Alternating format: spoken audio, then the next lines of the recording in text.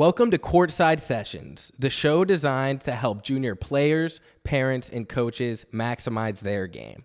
I'm Diadem Kev, and on today's episode, we're going to hear from a former junior player who went on to play at the Division I level in college, and then had a very cool opportunity to play internationally in Europe, and came back to the States and has gone on to have an incredibly successful career so far as a college coach. We're here with Trey Morris.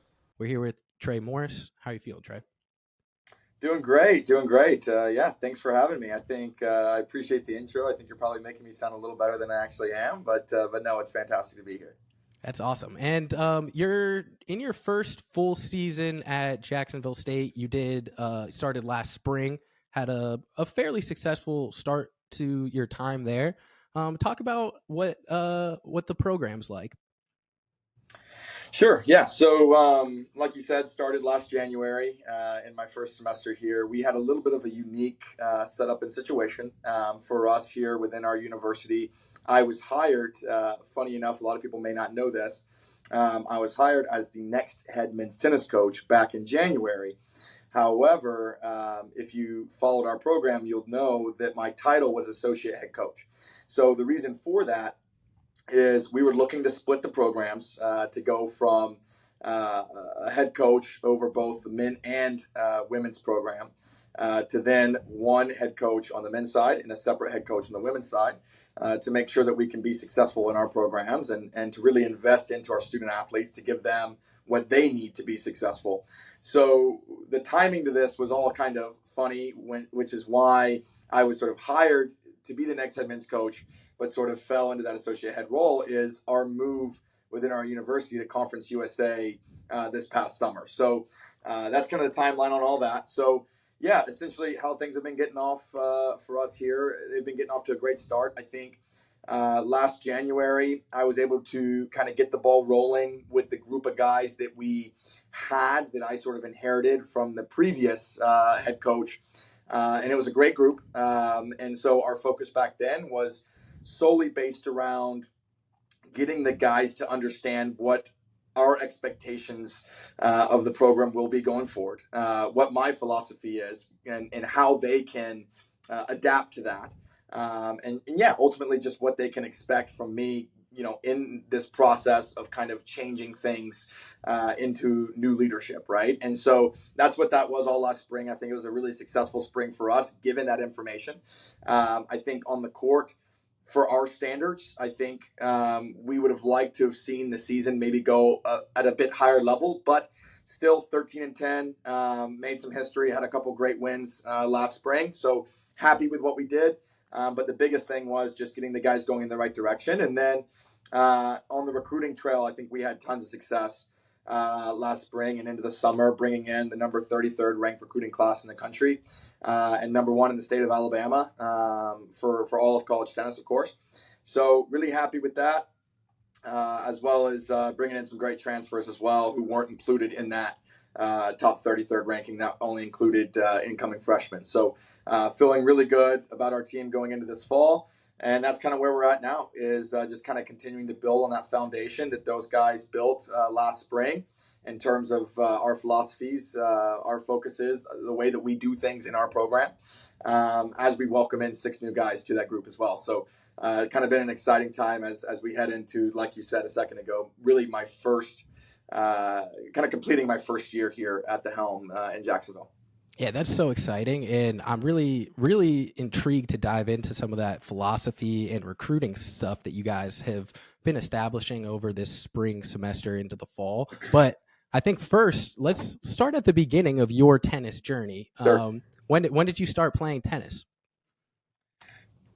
Pretty young, maybe not as young as some. For me, I grew up in a really small town in Georgia, 500 people, one stoplight. About 25 minutes from the University of Georgia in Athens. So grew up playing every sport under the sun, you name it. I was doing it. About age 7 or 8 is when I first picked up a racket. I actually got started. My mom played kind of USTA league tennis.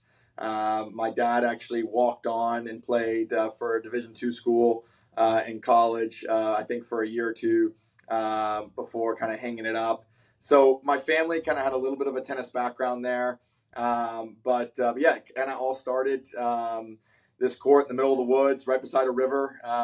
Wasn't pretty, wasn't nice. My mom was taking a lesson and kind of picked up the last 5 minutes of her lesson. Was, like every kid is, I think, when they first pick up a racket, trying to hit home runs, see how far I could hit it.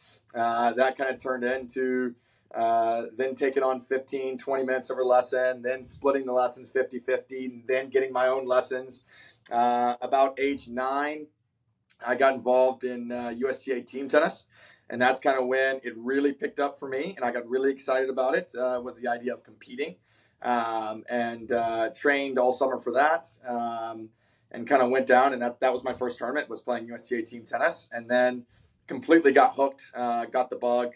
And kind of began training full-time, year-round, every day, competing on the weekends, almost every weekend, kind of from there on. And kind of course, rose up the junior ranks, had some success, and then from there went on and played a little bit. Spent about a year playing JUCO tennis. So played for ASA College first for one semester. And actually that year, funny enough, we actually won the national championship that year. And so that was a great accomplishment, and really proud to be a part of that. And then, but for me, New York was a bit too much. So then actually transferred to another junior college down in South Georgia known as ABAC. And we actually finished third in the country in junior college ranks. So was kind of successful in both stops in JUCO, and then played for 3 years at Appalachian State. Following that, was fortunate enough to spend some time living in Europe and playing professionally for TFC Rot-Weiss Bliesheim in Bliesheim, Germany, and so playing a bit of club and playing some futures as well here and there before kind of coming back over to the States and jumping into the coaching career full time. So not sure if you got more than you asked for in terms of how I started picking up the sport there, but that's a little bit about my playing background. No, 100%. We can talk a little bit more about those stages in your career. When you were a junior coming up, what was your motivation? Were you looking to play in college? Was that the goal, or did you want to be a pro? What was it like for you in that perspective? Yeah, so for me, I think growing up in Athens, Georgia, kind of being 20, 30 minutes from the university, I was fortunate enough to kind of get a taste of seeing the NCAA tournament every year. Back then in those days, Georgia was hosting it, I think, every May. They had NCAAs at home. And those years, kind of in those formative years when I was kind of 8, 9, 10, 11 years old, were kind of the years when they were winning it seemed like, every year, or competing in the finals every year. And so, you had record sellout crowds. So for me, from an early age, I was exposed to college tennis. And that's kind of why I think I fell in love with the sport, was being able to see it being played at that level. And funny enough, I had a coach, his name was Alan Miller. He, I think, actually played at the University of Georgia. I think definitely won a national championship in doubles. May have actually won one as a team with his team as well. But he actually set me down. I think I was working with him around the age of 9. And he asked me, hey, what do you want to accomplish in this sport? What are your goals in tennis? And from, I think, the age of 9, I think I had 3 major goals. It was to play Division I college tennis. It was to play professional tennis. And it was to coach Division I college tennis one day.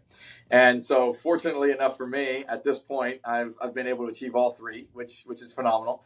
But yeah, from an early age, I think that was kind of the main focus and the main goal was to, step number 1, let's make sure we get to a good Division I college tennis program. Step number 2, let's see if we can make a little money and play on the tour for a bit. Step number 3, let's getting into the coaching world and let's have a successful coaching career and hopefully get to a place where you're able to coach at the Division I level. And so, yeah, like I said, been fortunate enough to achieve all of that. No, it's very cool to hear that you had those type of goals as a junior player, because that's something that I talk about with players all the time, is establishing those goals. But the other part of that is taking action to accomplish them.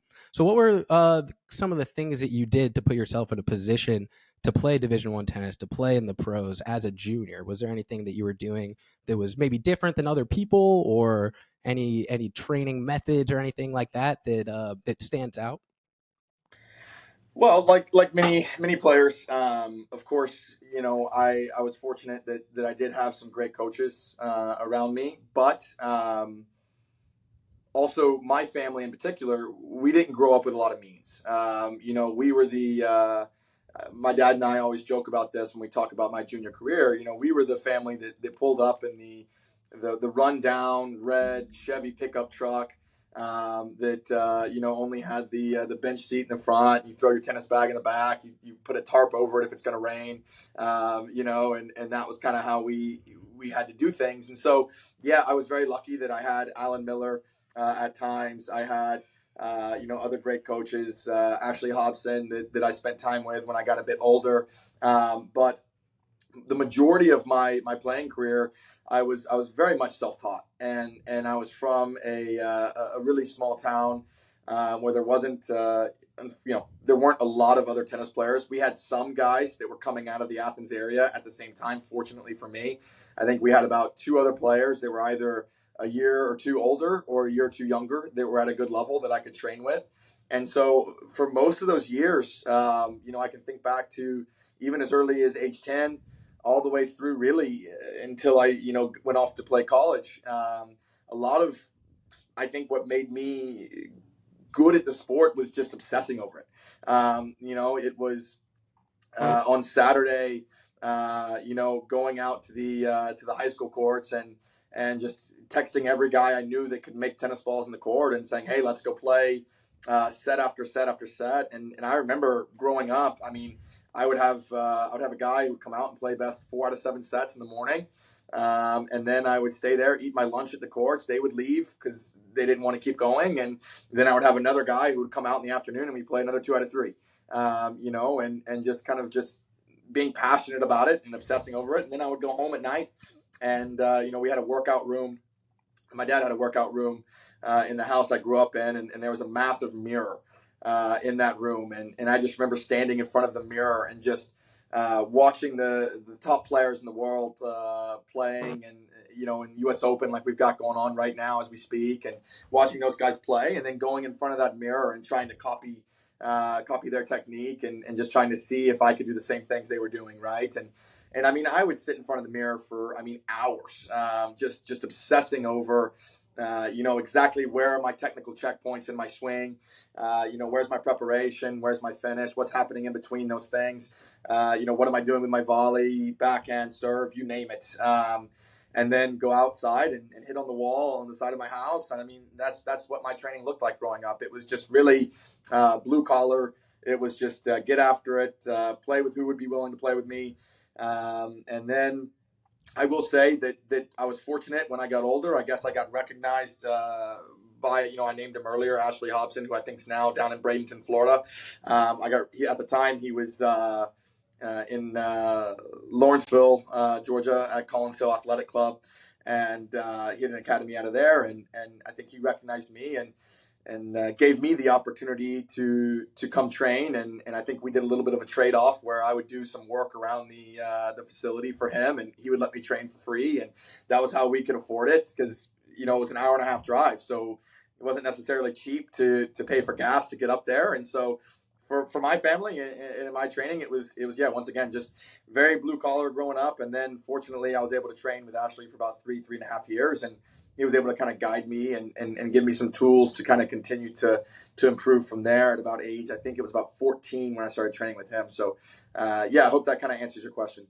No, 100%. And it's really cool to hear that you really took control of your own tennis journey and did what it took, whatever you could do to take your career to that next step. I think that there's probably a lot of juniors and parents and coaches that are in kind of like a similar position where they're rolling up to these tournaments, and then there's kids in Teslas that have a whole team that go with them. So I think it would be really cool if you could shed some light on your experience going to those tournaments and playing against those type of players. Were you ever intimidated or anything like that?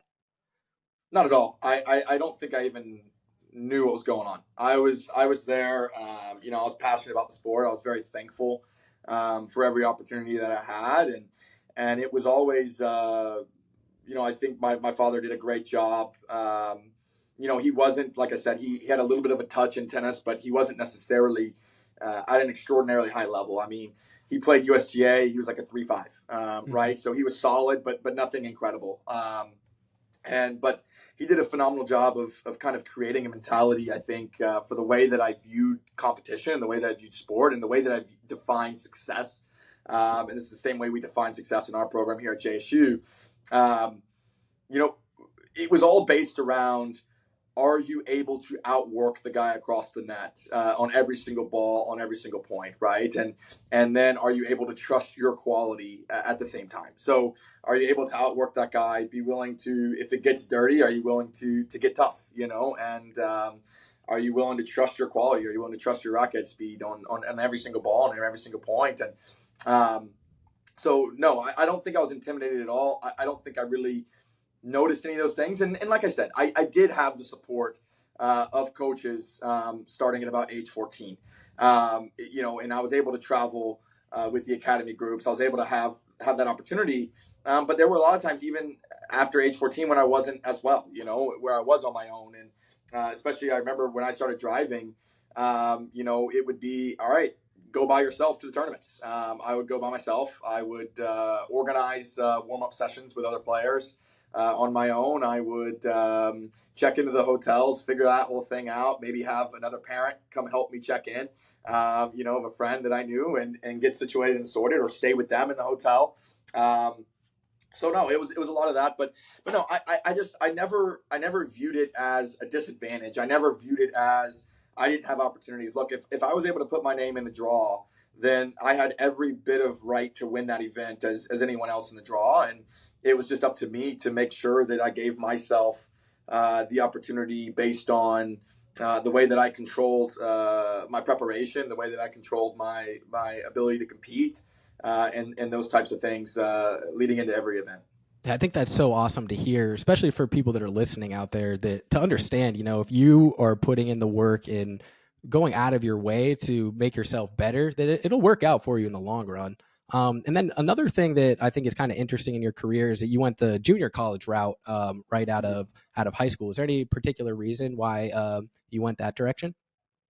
Yeah, there is. I think I always tell folks, and I used to say this, when I was playing junior college, and all the guys will tell you that there's always a reason why you're there. Okay, the truth is there's a reason. Some guys maybe they struggled academically in high school.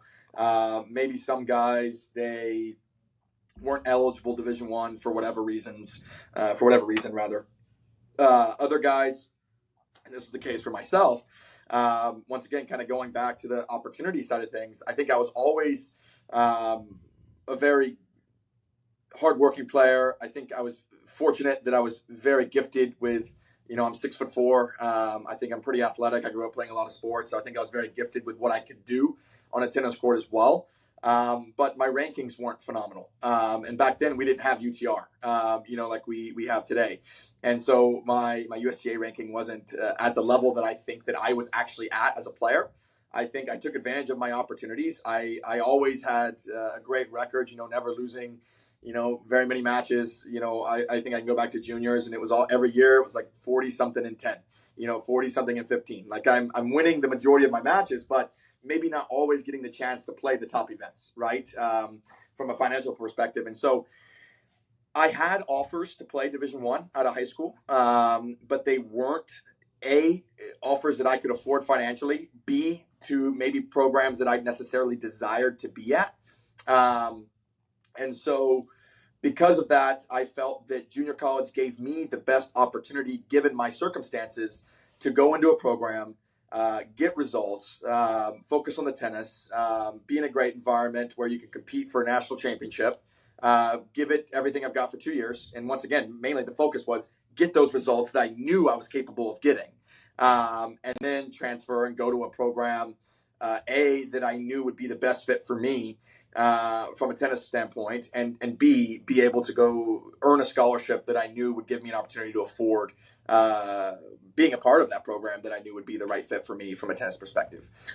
So for me, junior college was all based around giving myself more time and more resources to be able to get the results I felt I knew I could get, if that makes sense. Oh, 100%. That's awesome to hear, because I think there's might be a little bit of stigma around junior college and sports at that level. But like you're saying, I think it's a great opportunity for players that have those unique circumstances. What was the transition like when you went to Appalachian State after playing junior college? Well, I think I was much more prepared, if I'm completely honest. I think that there, even though JUCO, a lot of times you're dealing with guys that are freshmen and sophomores. I struggled a little bit, that first semester of college. It was a different environment. I mean, I was a big fish in a small pond. I was really I think still to this day, probably the best tennis player that ever came out of my county. A lot of folks were, I remember growing up, I'm 12, 13. They say, hey, remember me when you're playing the US Open, make sure you give me box tickets, to your matches. And I think you kind of had that sense of confidence that everyone around you was giving you all the time, that you were the best. And so you were used to winning in every drill you did in training all the time. And so then all of a sudden going to number one program in the country for junior college, I think people don't realize that level's still very high. I remember, we were having guys that were playing, pretty much our entire team were competing. I think everyone went on that team and played Division I college tennis. And I just remember, I think our number 6 guy that year played junior US Open, that summer right before coming in. So the level was very, very high. And I went in and it was kind of a shell shock for me. I wasn't really prepared to have to compete every single day at practice at that standard. I was used to kind of dominating and then knowing that I had to turn it on in competition. But I was used to kind of being that big fish. And so it really prepared me. What I would say, junior college really prepared me going into App State, having already gone through that transition process into college tennis, knowing that everyone is good around me, knowing how to handle myself in that environment. And so when I got to App State, I was ready to go. I was experienced. I knew what to expect in college tennis. And I came in, and I think one of the biggest things that I tell incoming freshmen all the time is like, I think a lot of players have a tendency when they sign that scholarship that they kind of tone down that senior year. And maybe they're not training as hard as they were before because maybe they reached their goal and they expect to kind of come in and just be fine once they get there. I hate to say it this way, but it's kind of true. When you come into a program, I think really you've got 2 weeks to kind of show your team. I think it's more your teammates than it is your coach, to kind of show your teammates, hey, I'm good. I'm legit. Like I'm one of the top guys in this program, and to kind of earn their respect. And I think I recognize that coming and being able to be fortunate enough to transfer. I knew that going into App State that I needed to come in ready to go and earn that respect from ball number one, right? That, hey, I'm not here to mess around. I'm here to compete. I'm here to win a championship. And I'm here to be an impact guy in this program. And so that's exactly what I did. And I think had I not had that experience from junior college, maybe, who knows, maybe my career at App State would be totally different. I don't know. But I know that I came in straight away. I think I established myself as one of the top guys in the program and was able to go from there. So no, I think that it definitely helped a ton. I'm really glad that you brought up the team dynamic aspect there, because I was going to ask what it was like kind of joining a team as a little bit of an older player coming in where people might have been there for a couple of years already, and what the reception was like for you. And it sounds like because you came in, you worked hard, it went well, right? Absolutely. I think it went really well. I think I was also fortunate that, I mentioned earlier in the in this conversation that there were a couple other good players from Athens. One of those guys, his name is Zach Bost, okay? And he went on and actually went to App State straight out of high school, and he was a year older than me. So it also helped a lot that one of my really good friends, still to this day, he was in my wedding, he was already on the team. And so that also, to be fair, made the transition maybe a bit easier, maybe than some others. That's awesome. And then one more thing before we talk a little bit about the pro career you had was, what were you as a player looking for when you were trying to find a Division I home for you? Yeah, that's a great question. I think for me, I was looking for a program that gave me every opportunity under the sun to see how good I can be. Right, it gave me the opportunity to maximize my potential, to play against top competition. I think also for me, just personally, I wanted to go to a university that was in a really good college town. I wanted that environment. I wanted that environment where everything revolved around the university. And at Appalachian State, I found that. I think Boone, North Carolina, everything revolves around App State. And that's exactly what I was looking for. And I got that in the tennis program as well. I got a program that gave me the resources that I needed to be successful, whether it was our strength coaches, whether it was our nutritionists, whether it was our sports psychologists. Bob Lake, who did a great job of creating a phenomenal environment that was conducive to really guys developing their ability to be extraordinarily competitive and mentally tough. So I think for me, it was great. And all I needed as well was a team for me personally as a player, what I needed was a team of guys that struck a good ball. I felt like that was what was missing in my development. I knew I was going to bring it. I knew I was going to work hard. I think that was never in doubt. I felt like I had the ability to sort of still kind of coach myself through and know what I needed to do. And so I just needed to be in that environment that was conducive to development. And I think I got that. So that was the biggest thing for me. Yeah, that's fascinating. Did you have any culture shock going over there or anything like that? Or was it an easy transition for you? Not as much. I think, I think some people probably listening to this may have been fortunate enough to have traveled to Europe before. Maybe some folks haven't. And what I would say is that in my personal experience, yeah, okay, it's a different language. But in Germany, at least, everyone can speak English. It's a first world country, just like it is here in the States. So I didn't feel there to be much of a culture shock. I think, growing up, I was lucky enough that I got to go on a mission trip with my church growing up. We went down to Costa Rica, and now for me, that was a culture shock. That was a bit of a change, but for me to go to Germany, I felt like, hey, it's just another first world country. It's the United States with a different base language and maybe a little bit different food here and there, but it's all the same. And I think what I did love is just the culture that they have around our beautiful sport of tennis in Germany. I really enjoyed it. I think, in my experience, the tennis center is the social hub of every single community. And so they've got a phenomenal restaurant. They've got a bar. Whether they're going there to play tennis or not, folks are gathering there on Friday night. They're socializing. They're having a nice dinner. They're watching time, and the balconies of the restaurants overlook the tennis courts. So it's just a vibrant community. If that all makes sense. Oh, 100%. Really cool to hear, too. And I'm wondering a little bit about how you were received with the team over there as coming over as an American. Did they welcome you with open arms, or what was that like? Yeah, I think the tennis world it's a very small world, and it's all about connections. So fortunately enough, kind of one of the reasons I was able to get, and they kind of helped me get that set up, was through a German teammate of mine in college tennis, and he kind of helped me. So it was a bit easier because I knew him and was able to kind of get that set up through him. So it made the transition much easier. But no, it was great. I remember. Obviously, in the States here, a lot of us, and I think we're seeing it with, of course, Ben Shelton on the tour at the moment, and amongst many other American pros throughout history.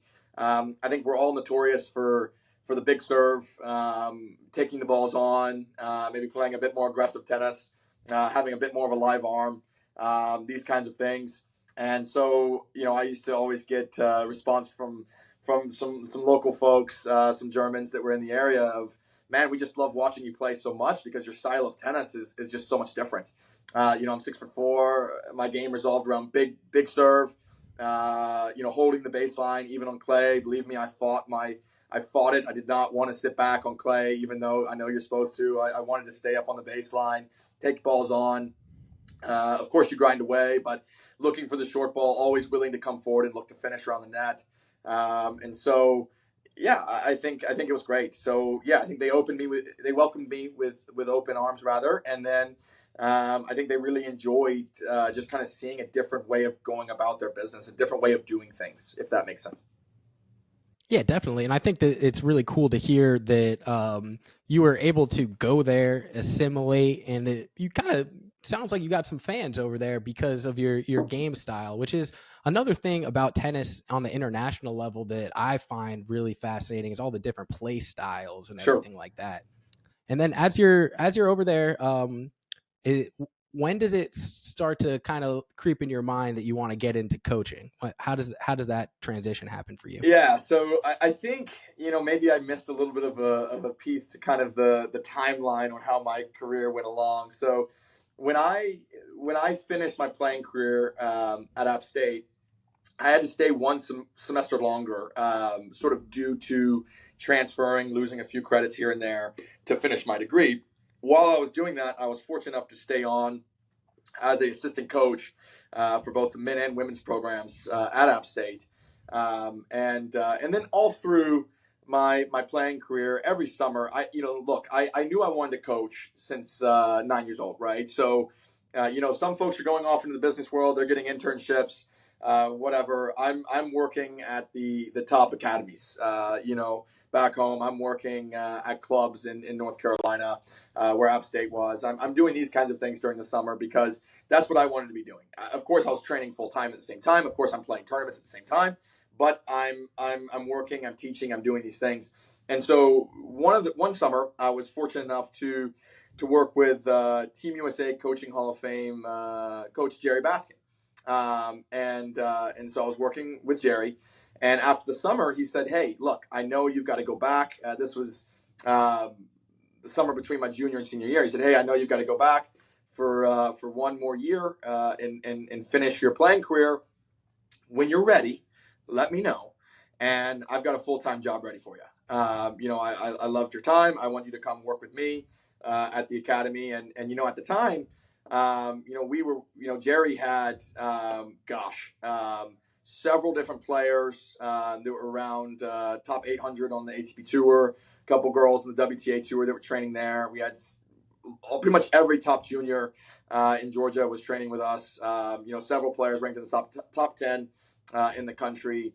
And so it was kind of a no-brainer to get involved in that. And so I started working with him in January after I graduated in December at App State, and kind of finished the college working with them. Started full time with Jerry. Worked with him for about 2 months. After 2 months, he brought me in and said, "Hey, look, I want you to be a co-owner of this academy."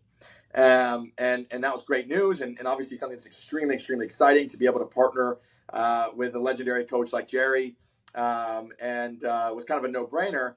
However, I still had this itch to play pro, right? And so that's kind of when I then said, "Hey, look, that sounds like a plan, but I need to go take this opportunity in Europe. I need to go play for a little while, and if hopefully the opportunity is still available for me when I finish to come back and take that on." And he said, "Absolutely."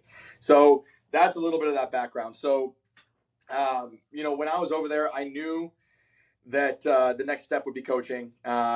I wanted to get after it and go and push, but I knew that for me, I felt I could reach a top 500 in the world level. I didn't give myself enough time to do it, but I was doubtful of my ability to reach top 100 level or top 200 level. And so I felt like my best route was to take this opportunity to go work for Jerry. Plus, if I'm completely open and honest, I had a long-term girlfriend at the time who I was ready to take next steps with and go ahead and move forward in the family life as well. So it was kind of a no-brainer. So that's kind of where, when I finished that playing career in Europe, I went back, worked for Jerry full-time at the academy as a co-owner, stayed there for a while. And then, of course, had the edge to get back into college coaching when I went out to Montana State as the head coach there. So, no, I guess I kind of got off on a tangent there, but does that kind of answer what you're asking? Yeah, definitely. I'd love to take a second and talk a little bit about your time with Jerry, Sure. working with these high performance juniors. What was that like for you as kind of like a top player getting his feet wet in that level of coaching where it's kind of a full-time job for you. Sure. How was that experience?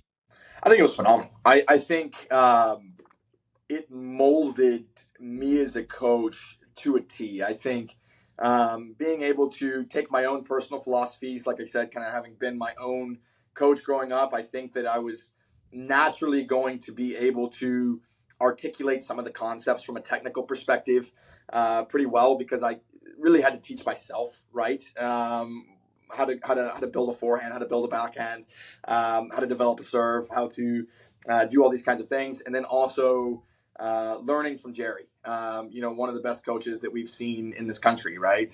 And so being able to take what I already knew, learn from him, I think it was a phenomenal experience. And even now, as I look at the college coaching world, I think, don't get me wrong, I think there's a lot of phenomenal college tennis coaches out there, but I do believe that it is far and few between those coaches that are in the collegiate coaching world who actually know how to develop players from the ground up, who have that experience of taking a 7-year-old and developing them through 10 and unders into 12s, into 14s, seeing every stage of the development and helping them ultimately be successful in that development. And I think it showed that, obviously, through our success at the academy. I mean, when I was there, I mentioned that Jerry had some great players before I got there, when I was kind of working with him part-time, when I would, be off of school, whether it be during the summer, during Thanksgiving break.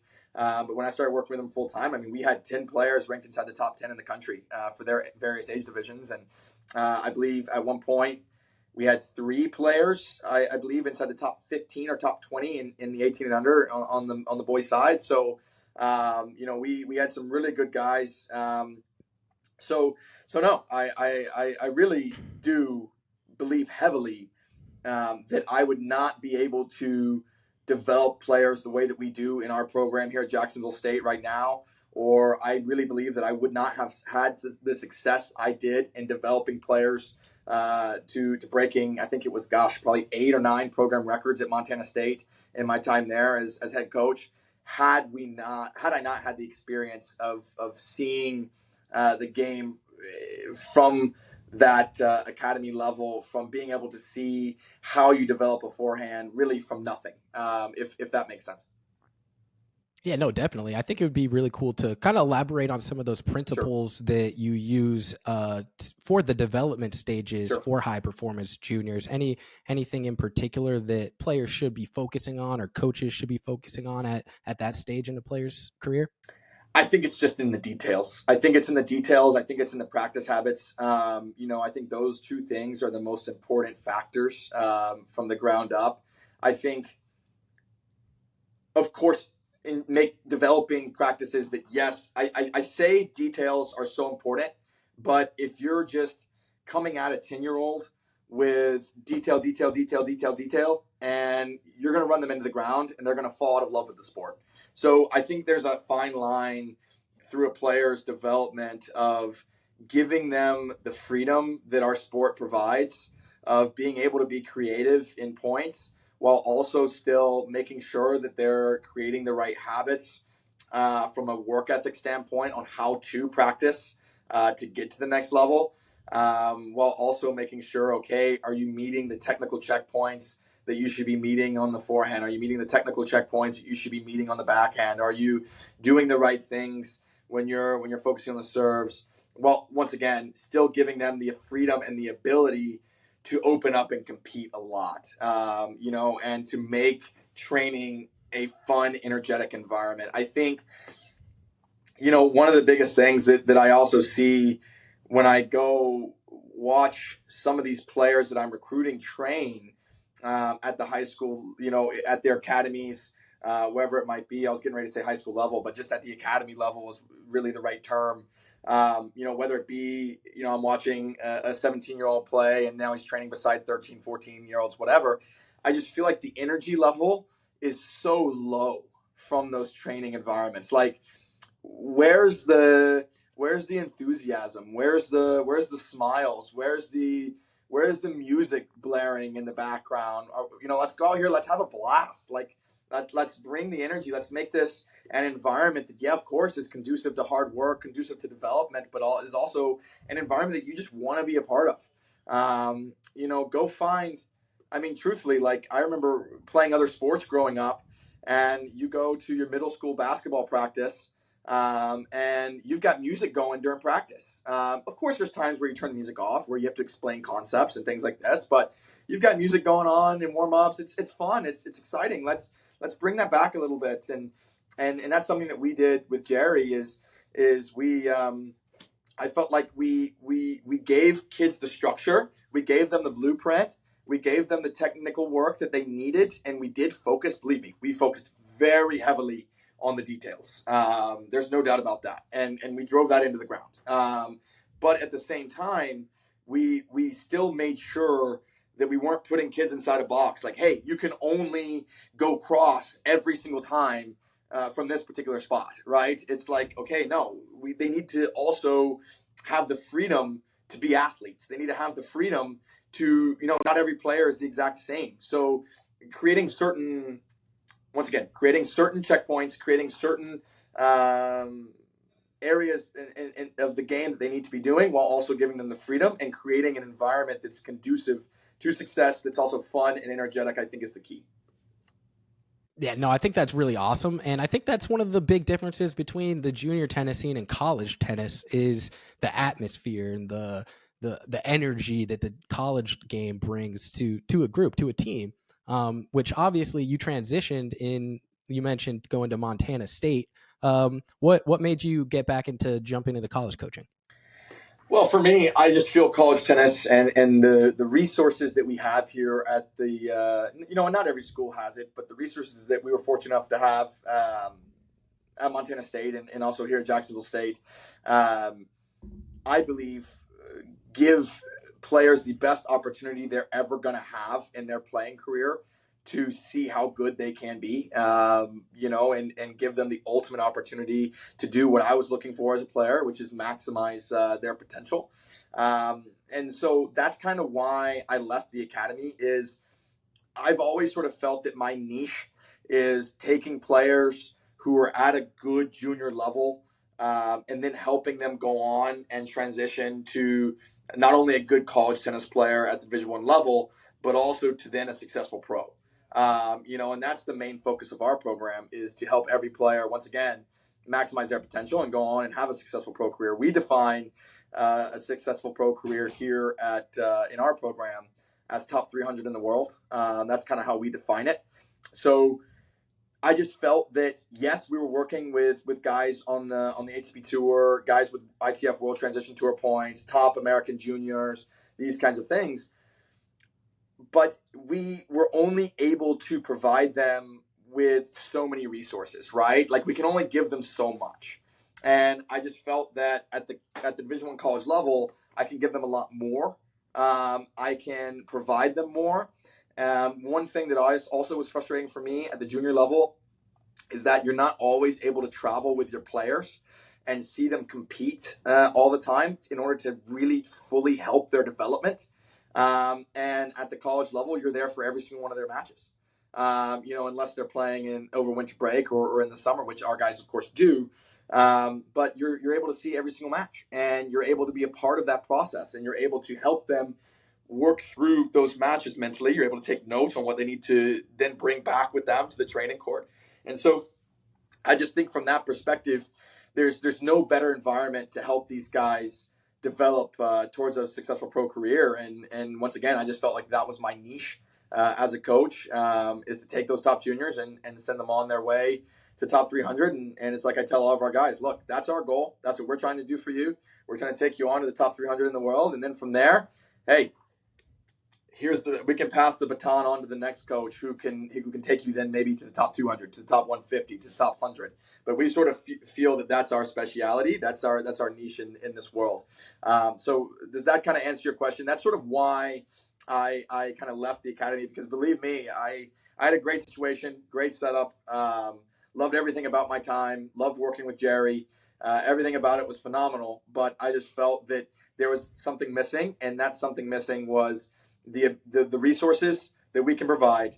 And once again, not every school can do it, but the resources that we could provide at Montana State, and then here at Jacksonville State, and then also just that ability to be with the player every step of the way for those next 4 years.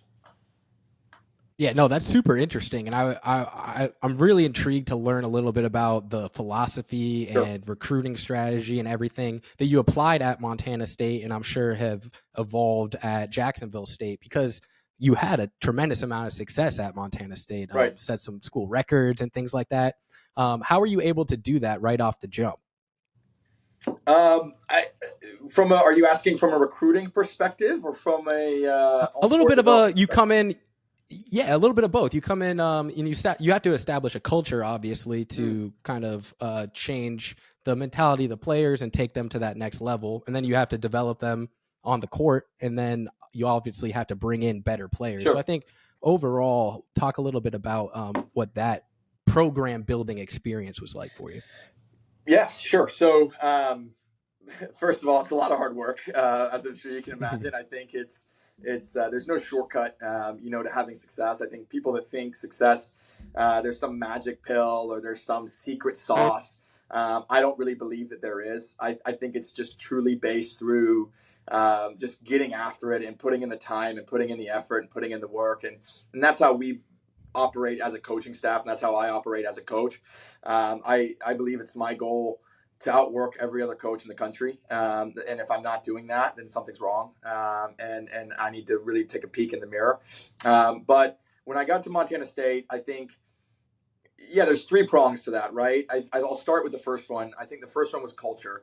How do we go about establishing that? I think if you're going to be a successful coach and if you're going to lead men, and that's what we're doing. We're leading young men. We're leading 18 and in these day and age with COVID years, 20 to 24-year-olds, and so we're leading 18 to 24-year-olds down a path and getting them to buy into what we believe in.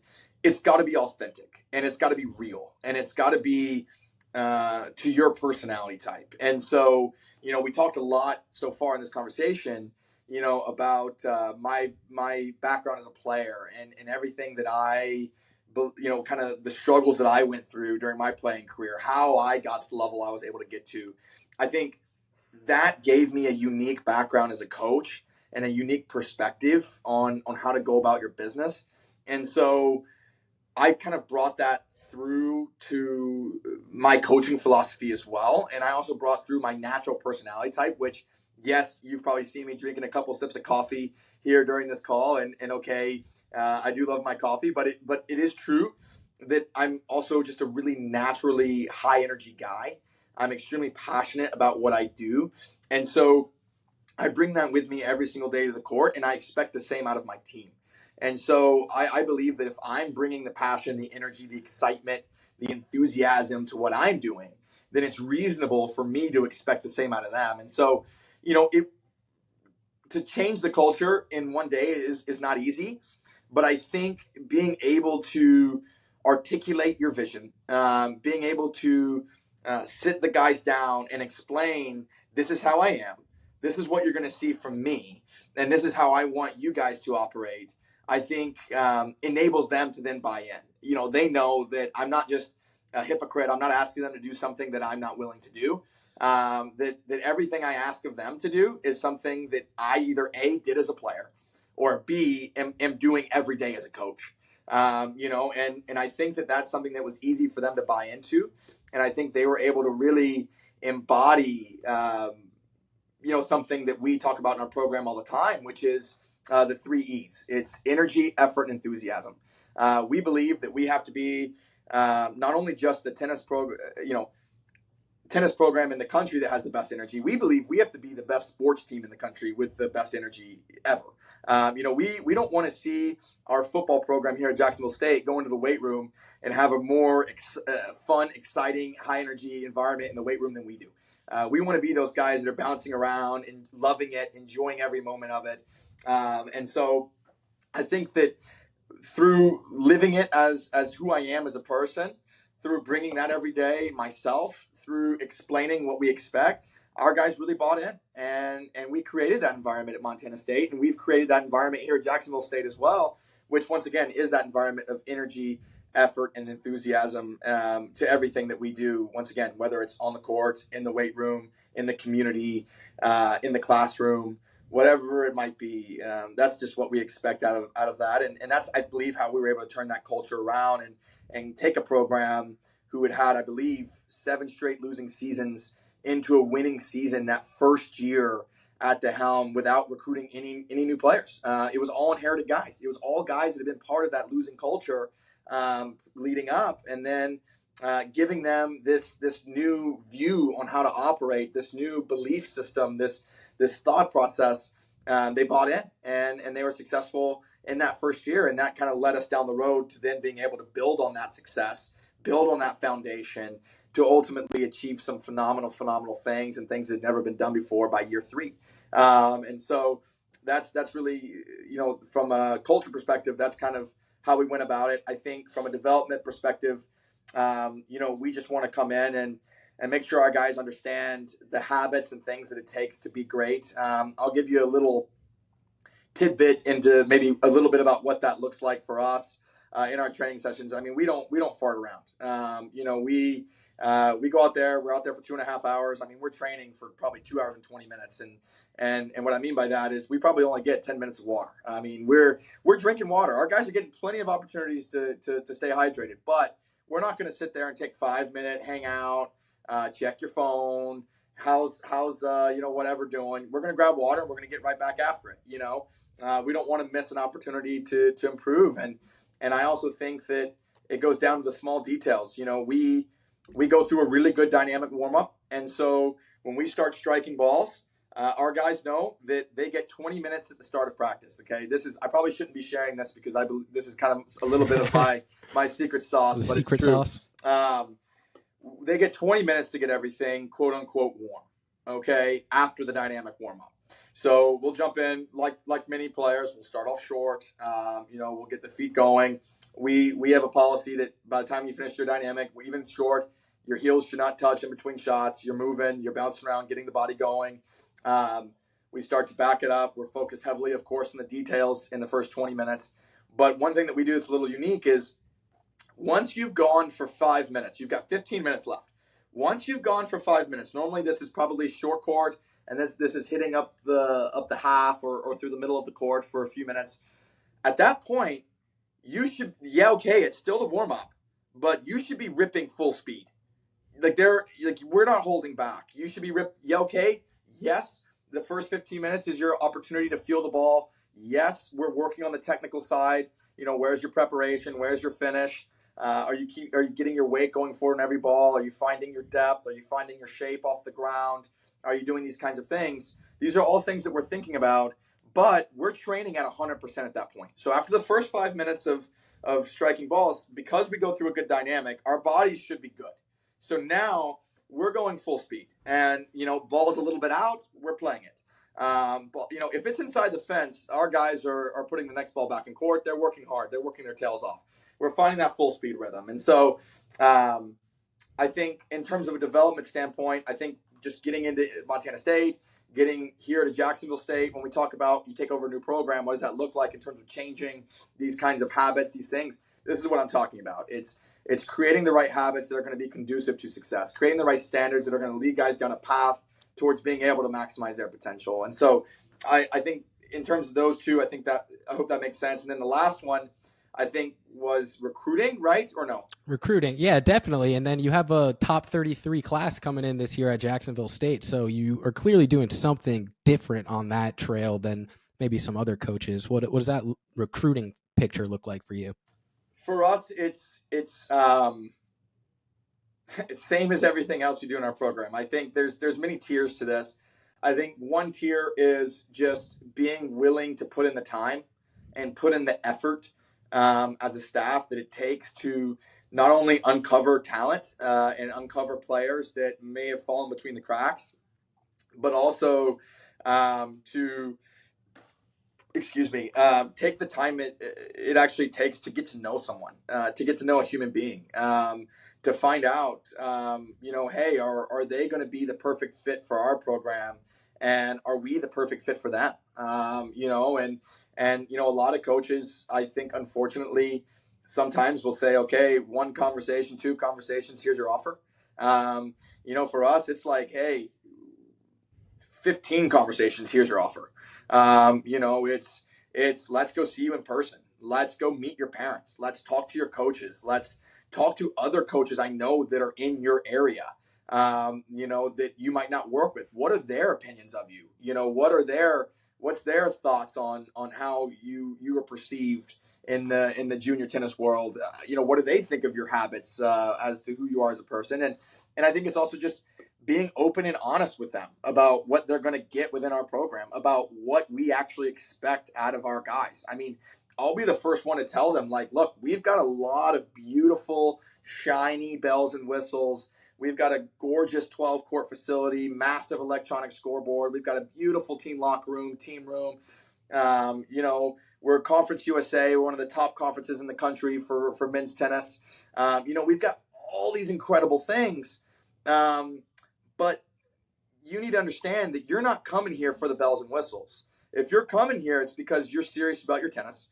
You want to be a part of this environment. You want to be a part of this culture, this high energy culture, this place that's conducive towards development, all these kinds of things. That's what you want to be a part of. And so, I think that guys really align with that. They really feel that is exactly, what they want. I think when they hear the real deal, that this is how we do our business, then they really fall in love with that. So I hope that kind of answers your question in terms of how we go about it, essentially what we look for. I think at the core, we're just very picky in what we do, and we're just very open and honest about how we operate.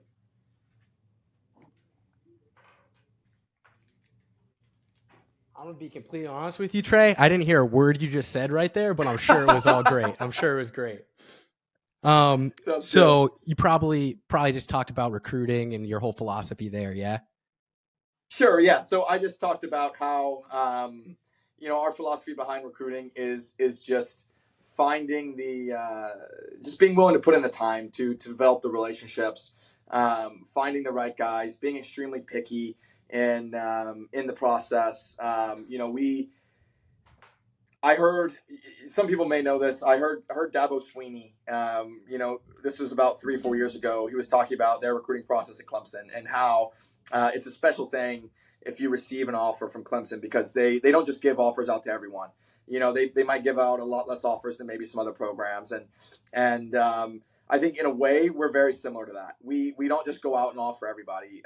We make sure that we've talked to a player, we've developed those relationships for a long time before they get that offer from us. And we make sure that it's the right guy. I think truthfully, I made a mistake in my first recruiting class at Montana State. I think this isn't a shot at any of those guys that were a part of that first recruiting class. They're all phenomenal guys, love them to death, but they weren't just because they're phenomenal people doesn't mean that they're the right fit for the culture that we had. And I didn't believe that was the case. I think that I went after the forehands and backhands a bit too much and not after the right person that would fit into our culture. And I think ever since then I learned from that. And that's when I talk about us being picky, I think, and also us being very open and honest about how we recruit. That's what we do. We're very straightforward about what we're looking for, exactly how our program really is. And then also, once again, very picky about what we're looking for. We'll ask some certain questions, and if you answer those questions wrong, then we're going to move on. And we might even move on in the first 5 minutes of a conversation, just tell you straight up, hey, I just don't think this is the right fit. I don't care. I mean, look, we were recruiting, a great example is we were recruiting a transfer in this past cycle who was a 13 plus UTR. He's a guy who on paper, from a level perspective, would definitely impact our program, in some form or fashion, from a forehands and backhands perspective. But, he said some things that just didn't align with what we were looking for. And for us, hey, we're better off just moving on and looking for the next guy. Definitely. Can you elaborate a little bit more on what your ideal recruit would look like? What are the main attributes you're looking for in a player? Sure. So I think physical attributes. I think ideally, truth be told, I think you see the way our sport's trending. I think we want a guy with some size. We want a guy with a live arm. We obviously look for the athleticism, these kinds of things. I think that that's probably pretty straightforward across the board. I think that, of course, the physical attributes can always be outweighed by the other attributes. By the I guess, character of the player. I think what we look for, to be completely honest, our program, one of the main goals of our program is to consistently produce guys who go on to have a successful pro career, like we talked about earlier. So a big factor for us is look, if you don't want to play pro tennis, this isn't the right program for you. Like, it's just not. That's not a shot on anyone. That's not saying you can't be a phenomenal college tennis player if you don't want to play pro tennis, because of course you can. But that's not what we're about. And so if you were to come here and not have an interest, now, am I ignorant to say that every single player that's going to come through our program is going to be top 300? No, probably not. But we want guys who have the desire to do that and are willing to put in the work it takes to get to that level. And that's the reality. And that's the way that we're going to build our training regimen as well. And so, yeah, that's a big one for us. You gotta want to play on the tour. If you don't truly want to do that, you're not going to enjoy it. The second piece for us is I think you have to naturally be a guy who's going to enjoy the high energy, outgoing environment that you're going to get with me. If you don't align or like my personality type, it's not going to be a great fit, right? And I like to think that everyone will get along with me, but the truth is that's not true. I tell players all the time in the recruiting process, like I tell them that, look, if and this is probably a poor example because who wouldn't want to coach Roger Federer, right? If he were to be on the tour, but it is true that I think, like, for example, if Roger were to call me tomorrow and say, hey, Trey, would you be willing to come work with me? I'm going to make a comeback on the tour, right? I'm ready to come back. I'm going to make a push. Would you be willing to work?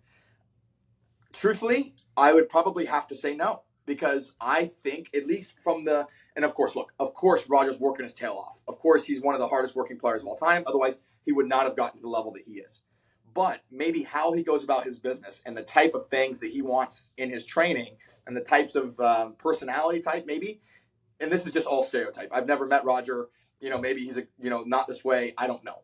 But from a stereotypical perspective on what you see from the outside looking in, is that he's a bit quieter guy, maybe a bit more relaxed in the way that he goes into his preparation, rather. And so that wouldn't be the right fit for me. Now, on the flip side of that coin, if Rafa were to give me a call and say, hey, I would really love for you to come work with me, it'd be like, absolutely. Because I think that is the type of personality in terms of the way that he views the sport and maybe views his preparation, views training, that would align the right way with my philosophy and my personality, if that makes sense. Yeah, no, that's a really interesting example, and I think it does make 100% sense. And yeah. It's always a great opportunity for me to talk to somebody who has a very clear philosophy, has a method and everything like that, and is able to articulate all those things like you. And I'm sure we could sit here for another hour or two and keep going over all that, but I'll leave you with one last question. What's in store for Jacksonville State in this coming fall and spring semester? What can the people look out for? What are the goals? Well, our goals are really high. Going into this, really finishing up my first full year this fall will be my first full year here at JSU. And then going into the spring, obviously third semester, it's to win the conference. I'll be pretty straightforward. That's where our standard is this year. You look at our program, and we've had tremendous success in our history. We've won 11 conference championships in men's tennis, so we've got the great success, but we haven't won one in Conference USA. I mean, this is our first year going in, so our guys have their sort of head wrapped around the goal of being the first ones to do that. They're on a mission right now. They're working extremely hard. They're creating the base to go off and do that. Additionally, I don't believe a team has ever finished ranked inside the top 75 in the country. Now, we know where our resources are. We know where our program can go. And believe me, I'll be the first to tell you that Our goal is long term is to be ranked consistently inside the top 25, top 30 in the country every single year. That's where our heads are. But I think step number one is to make history here and finish the year ranked. And that's a big goal of ours this year, is to take that first step in the right direction. So no, I think folks can expect that in terms of what we're shooting for. I think what anyone that comes out or is fortunate enough to see us compete, I think that what they can expect from us is just a great group of guys who are going to empty the tank on every match they play. Guys who are going to be extremely humble in victory, humble in defeat, but are going to compete with a ton of passion, a ton of energy for the sport, and are just going to do that.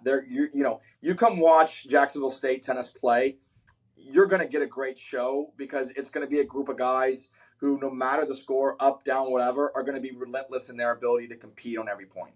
And I think anyone who, whether you're a massive tennis fan, whether you're a huge football fan, basketball fan, I think anyone can enjoy seeing guys leave it all out there.